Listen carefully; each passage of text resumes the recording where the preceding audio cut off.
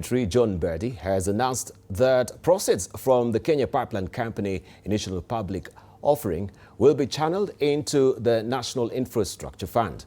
The move is expected to accelerate Kenya's economic transformation by financing critical development projects while easing pressure on public borrowing and taxation. The government says the strategy will unlock sustainable funding for priority infrastructure and strengthen long-term economic growth.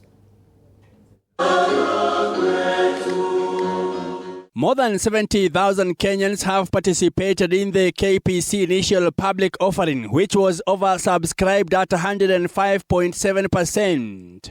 After investors applied for 12.49 billion shares against the 11.8 billion on offer at 9 shillings each.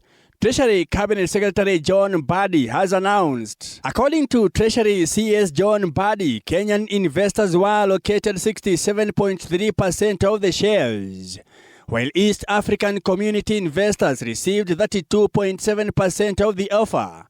The IPO also attracted regional participation, including the governments of Uganda and Rwanda. If you look at this, Kenyans, together with their government, we still own 79% in KPC, and about 21% is going to be owned by East African community, the rest of our brothers in the East African, and almost nothing to foreigners. Data from the National Treasury shows that the government of Kenya retained a 35% stake in KPC. Institutional investors accounted for 41% of the allocations.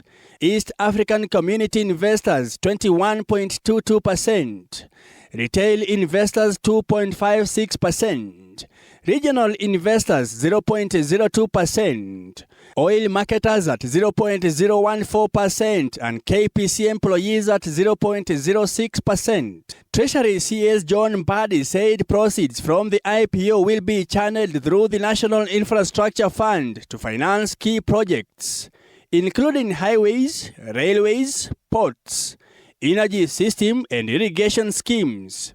He noted that the fund will play a central role in mobilizing long-term financing, attracting private investment and reducing reliance on debt and taxation to support development. The proceeds of the IPO shall be deployed into the National Infrastructure Fund, a vehicle we have purposed the premier economic engine to scale up and accelerate development of catalytic national infrastructure. In a statement, President William Ruto welcomed the successful outcome of the IPO, describing it as a milestone for Kenya's capital markets.